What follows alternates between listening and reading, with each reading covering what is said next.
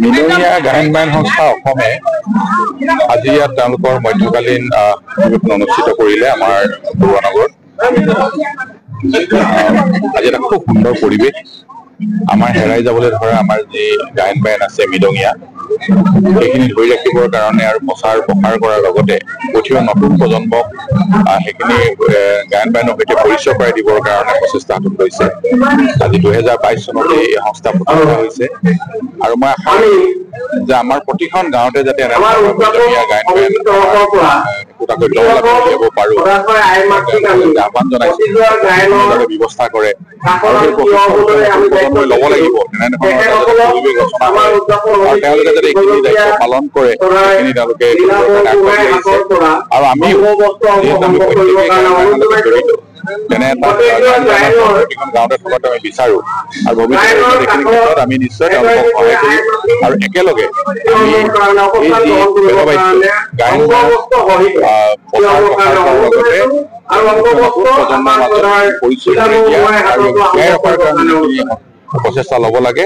আমি একেলগে ভৱিষ্যতে কৰিবৰ কাৰণে নিশ্চয়। আজি চৰাইদেউ জিলাৰ ভিত্তিত যি গায়ন বায়ন সন্থাই বৰুৱানগৰ জাগতিক যুৱ সংঘ খেলপথাৰত আয়োজন কৰা আজি গায়ন বায়ন সন্থাই যথেষ্ট লোকে আজি লোকাৰণ্য আৰু যিহেতু আজি আমাৰ কেইবাটাও কাৰ্যসূচী সমাপন হৈ গৈছে। আৰু এই আমাৰ শেষৰ কাৰ্যসূচীটি গায়ন বায়নৰ যি প্ৰদৰ্শনীমূলক আমাৰ গায়ন বায়নৰ কিছু হেৰি চলি আছে। সেয়েহে আমি আজি উদযাপন সমিতিৰ ফালৰ পৰা আমি সকলো ৰাইজকে আজি আহি যি ইয়াত আমাক সহযোগিতা জনালে আৰু বিভিন্ন জিলাৰ পৰা অহা এই বায়নৰ দলসমূহক আমি বৰুৱানগৰ জাগতিক যুৱ সংঘৰ খেলপথাৰত আজি অৱস্থিত হোৱা গায়ন বায়ন সন্থাৰ আজি উদযাপন সমিতিৰ তৰফৰ পৰা আমি সকলোকে ধন্যবাদ জ্ঞাপন কৰিছোঁ।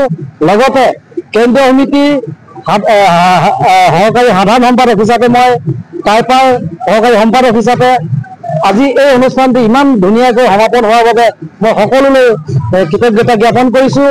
লগতে ভৱিষ্যতে ইয়াতকৈ সুন্দৰ কাৰ্যসূচী তেখেতলোকৰ চলি থাকিব বুলি আমি আশা ৰাখিছোঁ। লগতে আমি টাই আহোম যুৱ পৰিষদৰ ফালৰ পৰা সকলো ৰাইজক বিনম্ৰতাৰে আজি যি ধৈৰ্য সহকাৰে ইমান দেৰিলৈকে আমাৰ কাৰ্যসূচীবিলাক ৰূপায়ণ কৰা সহায় সহযোগিতা জনালে আমি তেখেতলোকক অশেষ ধন্যবাদ জ্ঞাপন কৰিছোঁ। লগতে আমি আজি সফল কাৰ্যসূচীটো আমাৰ উদযাপন সমিতিলৈও মই অশেষ ধন্যবাদ জ্ঞাপন কৰিছোঁ আৰু যিসকলে দিনে ৰাতি একাকাৰ কৰি কষ্ট কৰি আমাক সহযোগিতা জনালে আমি তেখেতলোকলৈও এই হিচাপতে আমি শুভেচ্ছা জ্ঞাপন কৰিছোঁ।